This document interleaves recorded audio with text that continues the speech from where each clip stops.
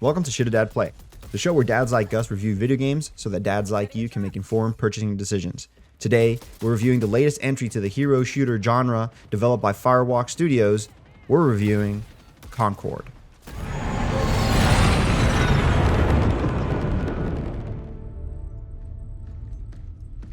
Was that? No.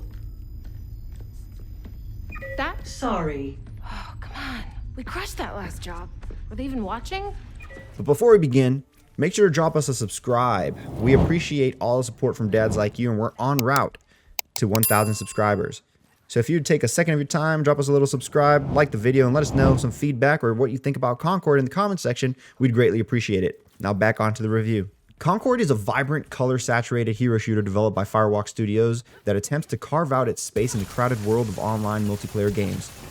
With the visual style that pops with energy, each map and character design is a feast for the eyes. The colors in the game are one of the strongest points, honestly. It offers a bright and engaging experience that sets itself apart from the muted tones of a lot of the competitors. However, this stylish presentation can't entirely mask some of the underlying issues that have already begun to concern players. The game's beta phases, particularly the open beta that ran from July 18th to the 21st, did not perform as well as expected. Despite being open to all players, Concord's peak concurrent players on PlayStation saw a decline of 8% compared to the early access beta, signaling a potential struggle in maintaining a strong player base. On launch, we didn't even see the numbers hit over 1,000 players on Steam, which again also signals a lot of potential issues down the road. This is a multiplayer game, a game that depends on players for it to succeed.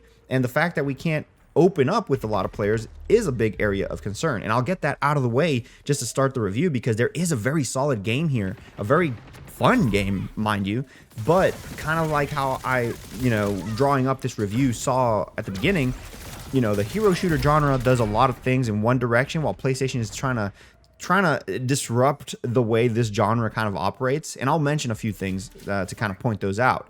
A lot of these hero shooter games are usually free to play, have a battle pass and a whole progression thing that you pay for your outfits, you pay for the battle pass, you unlock them as you play. Whereas Concord is not a free to play game. It's a $40 game you pay up front, but everything is unlockable. More content gets added, but you can unlock it by playing. You don't have to spend any more money, which on paper, as a dad, I'd appreciate that a lot more. I would like to pay the money up front for the game and then just unlock everything as it continues to go. But I can understand the challenges when maybe your target demographic is that teenager that doesn't necessarily have the funds to buy a new game, but hey, I can download a hero shooter for free, and if I get some money mowing a lawn or washing some cars or something, I can buy myself a skin or a battle pass. So that is a larger demographic for that type of market than it is for the person that's going to just go buy the full price game, especially in today's day and age and market, right? So there are two lanes there that are very different and can potentially, I guess, if you're looking at it from a business standpoint, cannibalize the game itself and its any sort of potential that it has to succeed. Now, should this game ever come out to PlayStation Plus, I'd be curious to see how that would shift the numbers, because a lot of the smearing of whether or not this game is dead on arrival or whatnot has already been done throughout the beta and this new launch. But I'm going to continue to review the game for its game and let you guys make your own decision on whether or not you should purchase it. Concord has a lot of positives, right? If all the game modes you're probably going to play in Concord. There's that kill confirm type game where you kill opponents and you collect their tags. You have other more non-respawn based game modes where you die, you can't respawn, you gotta wait. There's things like that you're commonly used to from other multiplayer games. I don't need to go into the logistics there. The maps, I love all the maps, because the thing with the maps here in Concord is that they have designated spots for health regeneration. So you can potentially live a pretty long time if you know how to map your route in the map itself. I didn't want to say map twice, but if you know how to map out your route, you can potentially, continue to heal yourself as you're going through your designated route while continuing to play the objective and you team up as a team. This is also a game that heavily relies on teamwork, because very much so like a Destiny, where if you're caught in a 2v1, you're just not winning that 2v1 if you're the single person. You very much so need to play as a team. There's a few matches I played here on Concord that, my team was actually playing as a unit, and I mean a unit. They had things closed down. Everybody was moving the map route together, and it was extremely overpowering for the other team to even try to take us down.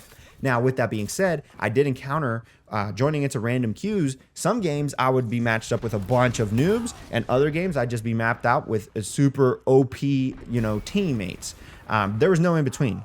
So that basically led itself to you playing some games that were extremely short, and other games that you just felt like there was a bunch of bots on the other team. So again, it's not quite there yet in terms of player base, and it's pretty evident. Another thing I realized while playing this game on launch was there was one instance where I waited up to 5 minutes for a game to get queued up. I just couldn't find anybody. And I was playing it around, I think it was like 1 p.m.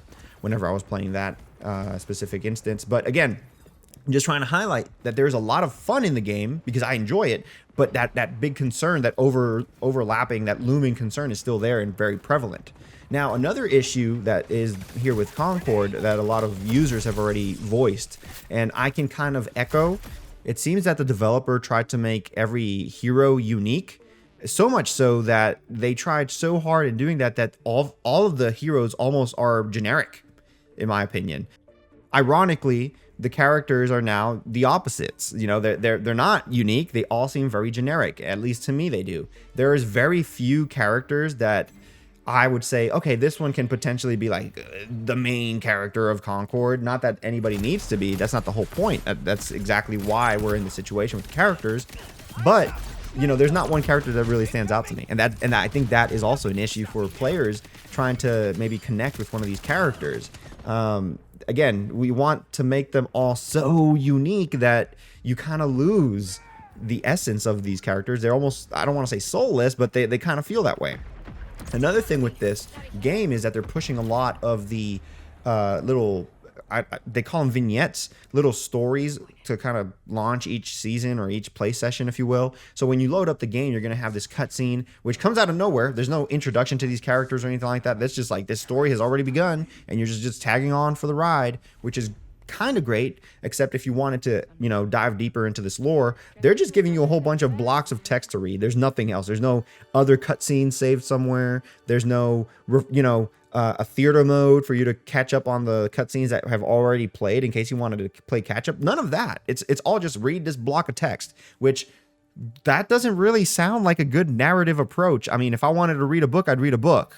And I hate to be as blunt as that, but it's a genuine concern I have for this game. And I really want this game to succeed. And it's coming from a place of good heart because I had fun. I had fun playing the game, honestly. And I think a lot of users can echo that. They had fun playing the game and games that they've played within it, but they're struggling to, find more people to play it and to even try to sell you on the story. Because even if I wanted to sell you on the story right now, I really couldn't. I'd have to tell you, read the block of text, because even the vignette at the beginning, there's no story being pushed down.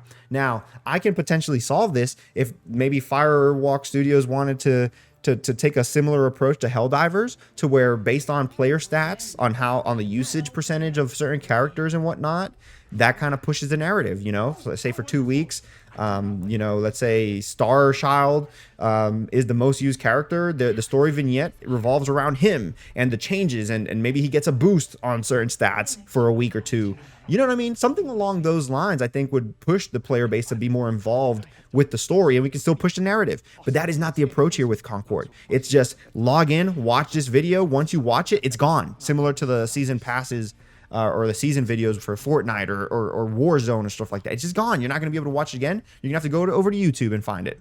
So again, a very big issue there with that as well. I think that needs to be addressed. Ultimately, I think this game is going to shift down to a more likely than not, just a bunch of bots playing online for a period of time, similar to Destruction All-Stars, and I don't think that's what they want for this game.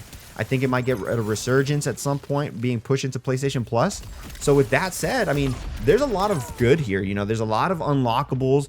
You can play this game over and over again. It's fun. I mean, if you get on with your friends, it is very much so a fun game with communication and stuff like that. I'm anticipating this game to review anywhere from like a 5 to a 7, but no higher than that. And 5 is being really harsh on it, I think, too. So realistically, it'd probably be more of a 6 or a 7. Here at Dad's XP, we're starting to move away from the review scale, the scores, and we're more so going to recommend it or not. And for Concord, as a dad, I'm going to recommend you wait. You wait on it. I'm going to say, yes, I don't think $40 is horrible to pay for this game. I think it's okay. But right now, my concern is the player base. So if we can start seeing the player base shift forward, I would say go ahead and buy it. But if you wait, there's a good chance it hits PlayStation Plus and you can just get it for free. So that is my recommendation for Concord on the PlayStation 5 and PC for those of you that have PCs to play this game on. And that's the review for Concord on PlayStation 5. Again, it's a great game to its core. And I know I didn't speak the praises enough, but I really wanted to point the finger at the negatives in an attempt to that if any developers watching this or anybody with a higher connection is watching it, they know what to focus on, hopefully, at least from our perspective. Because again, I think that is the biggest issue with the game. It is a good game to its core. It's fun. I'm gonna play it as soon as I'm done with this review because I do like it. I do like playing it. I want to play it while there's players online, if that makes sense.